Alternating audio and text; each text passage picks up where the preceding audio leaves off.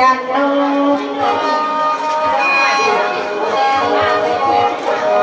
หัวน้องเอาทนอจี้ใหญ่ดอกจันทร์ความที่ว่าดอกลิ้นจี้ใหญ่จะสุสาลัดดาเด้อความที่สาวลัดดาห้องยกหัวของเจ้าจี้ใหญ่จะสุเทียทนอบ้านเอาไว้เกเทนเนตเอาไว้เกไม่ให้บุญขั้นสวยสูจี้เด้อ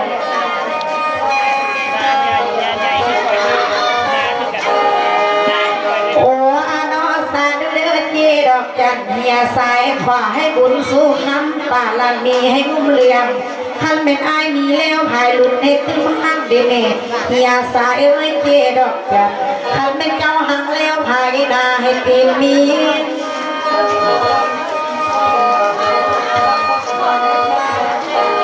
โอ้น้องสาธุเดือเป็นเศรษฐีมีเงินล้นควบเกิดในเหรียญเหือกเจ้าเดนเน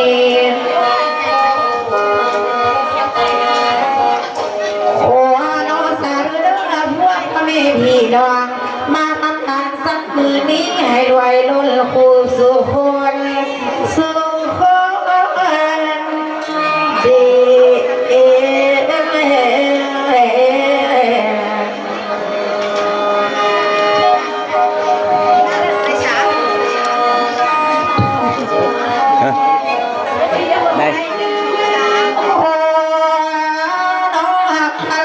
ดีตอนนี้ร้องเรียนน้องตอนนั้นท่านเป็นบอลลำพวกข่าวเลี้ยงสาวลัดดาก็เสียหันมาว่านำสายไอ้สามโบนน้องเลยไอ้เลยน้องจะว่าใส่กันเลยป้าบูมาดิตักเข้าไปห้องน้ำไปใช่หรือเปล่าลุกเป็นน้ำมือก่อนโอ้น้องไอ้บ้าบอลละเดี๋ยวยี่ไอ้ทำแล้วน้องสิเราทำคืนไอ้ก่อนนอนสาวลัดดาก็สิวนเวียนถามสิต่อกันทนาย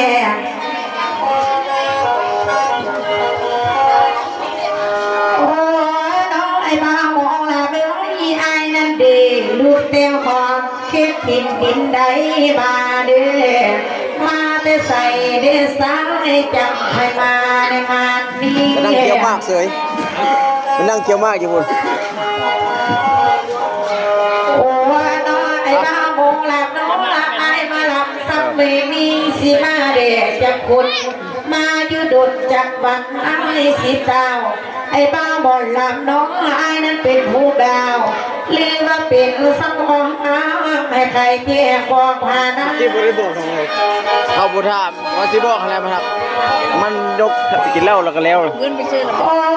น้องไอ้บ้าโมงหลับน้องไอ้นั้นเป็นพ่อน้ำหรือยังอยู่ดีเมียไอ้บดีลีไอ้ดีเมียแล้วไอ้สิมาหลวงรอมีลูกแล้วมีเมียแล้วแต่ใครแจ้งบอกผ่านนะดี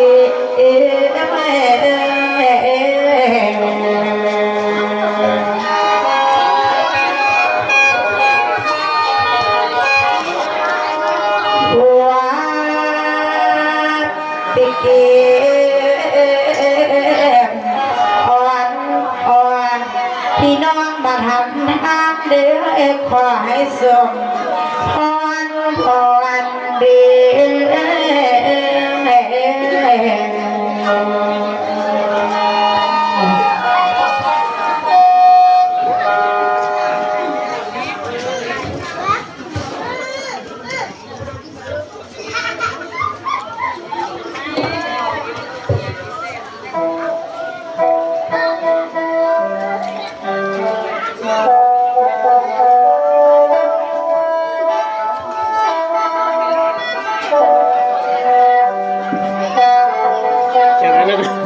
เก็บเสื้อ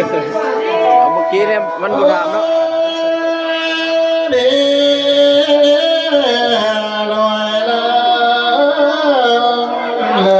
จัดดิสุดจัดรับเลยพ่อเอาเลยเด้ง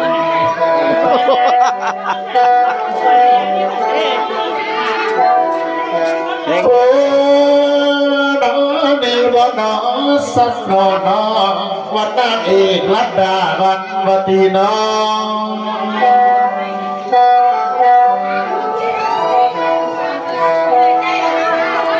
โอ้ น้องน้อยไอ้ใส่ไอ้บุญส่งฟางเบิกแม่มาแต่บ้านดันสะบัดมาตีลาเมื่อแก้วดมพบแง่เวียนกันมองพระนางเดินยาย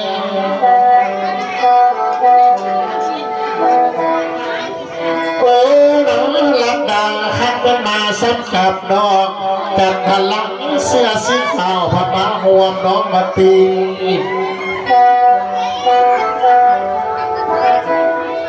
โอ้น้องลับดาขันเป็นสาวเอ็มดีเนื้อสักผูน้องนางลา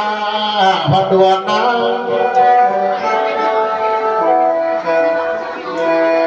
นี่มาฟังเบอร์ไม่ได้บุญส่งยังก็มีสัมผัวสัมผัสยังสุดเองกลางน้องอย่าไอ้สายน้องขันเป็นสาวบอลลับยังก็มีห้องผัวสุดไปกอดนอนดูแก้ม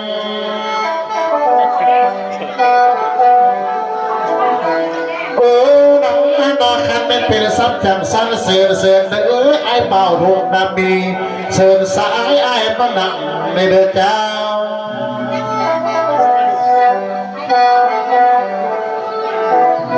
โอ้น้องพี่น้องนุกนามีอยากเข้ามาสักไก่อยากเสือไอ้นางอยู่นะแม่มาอยากเข้ามาสัมไก่ไก่เศษสายไอ้บ้องปวงได้บนดาวอยากเข้ามาสัมไก่ไก่อยากเสือไอ้เป็นนางเฮีย